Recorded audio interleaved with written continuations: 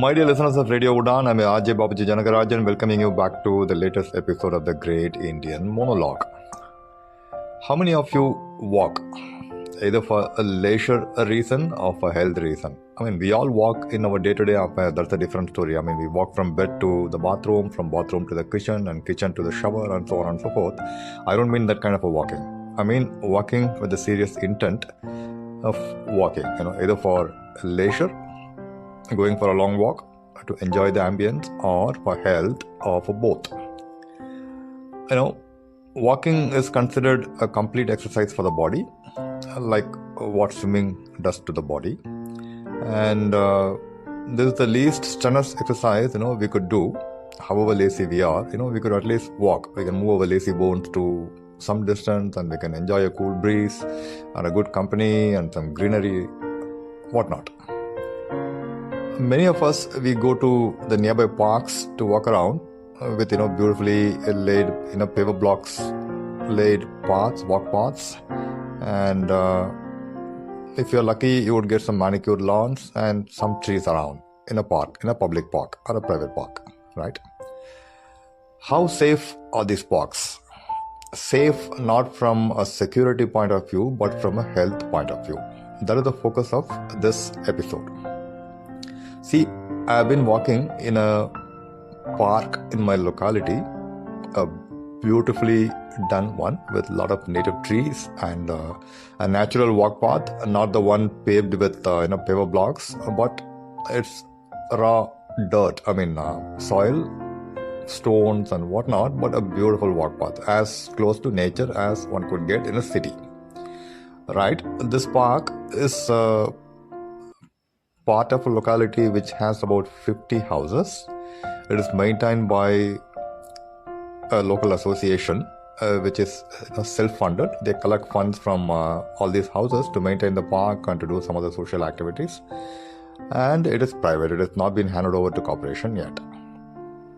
Now, I've been walking in this park almost for 3 months, mostly in the mornings and sometimes in the evening too, because the ambience is too good with a lot of shades and birds chirping all around, insects moving stuff around, and it is really beautiful.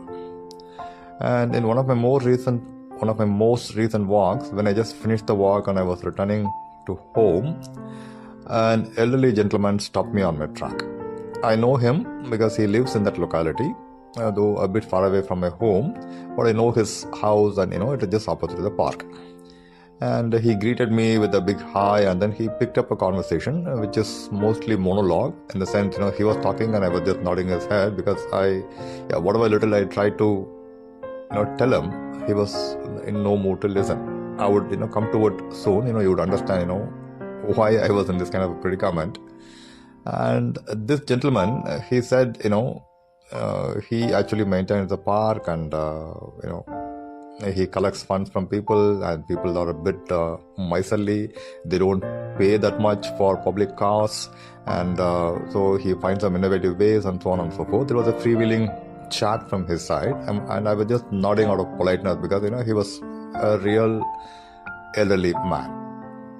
Right? In the process, I learned that he was a farmer right through his life till he retired from farming, which itself is a misnomer, but he was actually doing some active farming in a nearby state where a lot of Tamil farmers migrated in the late 1970s, and they were really thriving there. So he was part of that group which was doing active farming, cotton and whatnot, and he was a very good farmer, a pretty good farmer.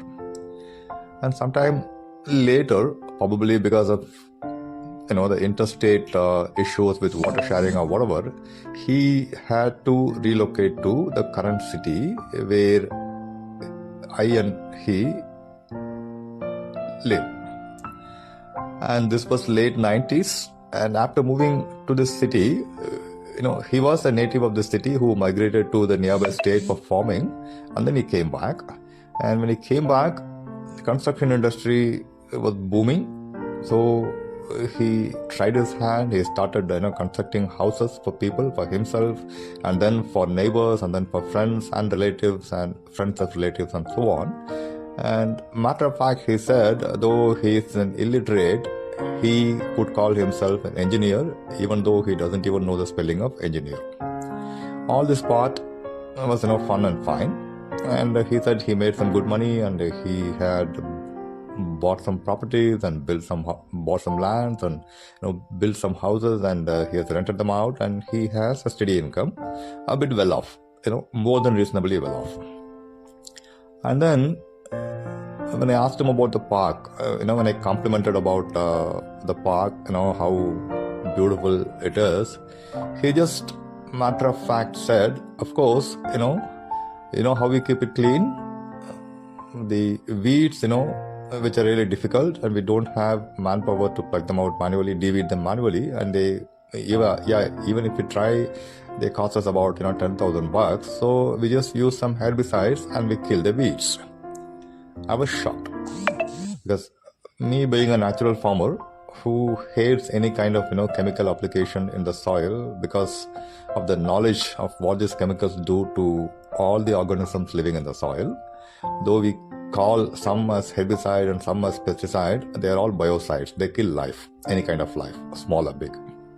It depends on the dosage. So I was shocked, when I realized that he was talking about applying weedicides in the park to eliminate the weeds in a cost-effective way. In the sense, he says, I actually buy this herbicide, its name is called Roundup, and a liter of it costs about 500 rupees, but I can dilute it. I can actually use some 3 to 5 pots of this herbicide, diluted in water, and I just splash the water all over the weeds, and the weeds die in no time. So instead of spending $10,000, I get the job done in 500 rupees. I was speechless. He realized that, and then he had this, quizzical look in his eyes, wondering what was happening to me. Then I told him, sir, the weedicide that you named Roundup is actually glyphosate, a deadly poison, a carcinogenic one, a cancer-causing, chemical, which has caused a lot of health issues, a lot of cancer issues in occurrences of cancer in its main land of application, which is the United States of America. And the company which launched this weedicide, this biocide called Roundup, the name of the company is Monsanto. It had to be folded up. It was bought over by another company called Bayer, and Bayer only this week had to pay a few $100 million in compensatory measures for the cancer sufferers who were able to prove in many courts across the United States of America that Roundup, or the glyphosate, was the chief cause which caused cancer in them. There are many more such lawsuits which are pending, and the estimated compensatory payout which the company Bayer has to pay eventually, it runs up to $850 billion. To give you a comparative note, the foreign exchange reserves that India holds as of this month is probably around $550 to $600 billion. So the compensation for cancer victims who got cancer because of exposure to a deadly chemical called Roundup, glyphosate, itself outnumbers Indian foreign exchange reserve. But the poorest, unaware or ignorant, we keep applying Roundup anywhere and everywhere. This is not the first time I heard about Roundup from a farmer, my friends, though I am aware of the deadly diseases and the illnesses this chemical causes, because I have been following the case with Monsanto for about 6, 7, 8 years now. Ever since I became a natural farmer, one of the earliest lessons I learned was about these deadly chemicals and how the ignorance of the farmers world over was exploited by this company called Monsanto. Telling them that this chemical, it helps them get maximum revenue out of the land by eliminating all herb, all weeds, and all pests. So when I try to explain to him that, sir, this is a very deadly chemical, and a lot of people in the US have got cancer, and they have fought Monsanto in the court, and they have won the cases, and the company is paying huge compensation now. He just shook his head in a, what do I call, in a dismissive way, and he said, so what, people can get cancer anyway. And then when I said, sir, but not in a way you think, this is causing cancer and many people are dying, his response really shocked me out of my skin. He said, sorry, anyway we are 140 crore people. Oh, what is the big deal if a few thousand die because of this chemical? Who cares? They get our work done, right? I don't get people to deviate. Manual labor is not available because all these people, they get freebies, they drink, and they don't turn up for work because they think they don't have to work. Then he went on to a diatribe, trying to discuss some, politics with me, with the North, South, and how the North Indian laborers are doing great job here and the South Indian laborers are cheating, and so on and so forth, and then about politics and the government. It was kind of getting out of control. So I had to bring him back on the conversation, on the focus of the conversation about the park. I said, so a lot of people are using the park, but you say, though it may cause cancer, it's not a big deal. But what do you do for your own food? And then he showed me a small patch of green at the backyard of his house, and he proudly said, I'm doing organic farming here. I grow all my vegetables. The last time I bought something from the shop was about 6 months back, and I grow all my vegetables here, and to some extent some fruits also. And today I harvested some stuff, and I am going to give it to my friends who are living in the next locality, and I do this regularly. Then I asked him, how do you grow this thing in your backyard? Because I don't see any weeds there. Then he proudly said, see, I don't apply any weeds right here because, it's food that I eat, right? So what I do, I carry the mulch, the fallen leaves from the park, and I cover the ground where I planted all my veggies. And this mulch is nothing but a deposit of the leaves, about some half feet height. If you cover the ground with the dead leaves, with the dry leaves, they actually don't allow weeds to grow underneath because they cut off light and so on. So he said, I actually carry the mulch regularly from the park, and I cover my soil with that, so my veggies grow without having to compete with weeds. I could easily see what he was doing, and most of the Indians are doing, because we think that we are smart enough to save some money by going for a shortcut, in this case lack of manual labor or having to pay higher for manual labor, and there's chemical giving us a means to do the same job at a lesser cost. But whatever we decide, this Roundup that he poured on the soil, he is ignorant that they stay back on the dry leaves too. So through the dry leaves, they reach his own backyard, and the natural or the organic cultivation that he thinks he is doing is actually laced with glyphosate or Roundup. So I couldn't really reason with this thought process. I couldn't really fathom why people would do that, and my efforts in reasoning with him, in trying to bring up his awareness about how deadly this chemical is and how it should be avoided at any cost, he wouldn't even listen to me. He was in his own world, talking about the benefits of his backyard gardening and how he feels healthy and so on and so forth. And at that exact moment, the faces of those young children who come and play in the park regularly on the play area, it flashed in my mind. In the last 40 to 50 years, in the name of Green Revolution, most of our rural soil has been killed by mindless dumping of chemicals, be it fertilizers or herbicides or pesticides or whatnot. The soil has no life, it is dead, it's inert soil. And a lot of people in the rural area, they suffer because of exposures to chemical. And Kerala is a classic example. The Attapadi region, a beautiful heavenly hilly region, where because of widespread usage of endosulfan, a pesticide, a lot of people have developed deadly illnesses. The children, newborn children with a lot of deformities, and unbelievable horror that unfolded there. And a big fight went on, and finally they were able to get the government to ban usage of endosulfan, spraying of endosulfan in the farmlands, but the damage is done.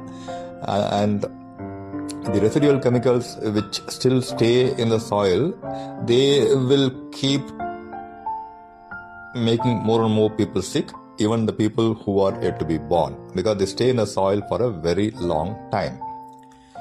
And living in a city, I thought we are a bit far away from the rural land. So the city, apart from the chemical paints that we apply and the mosquito repellents, all these chemicals we use to keep ourselves safe in the home, they cause some kind of exposure to chemicals, but not to the level of exposure to glyphosate in a public park or a private park near us.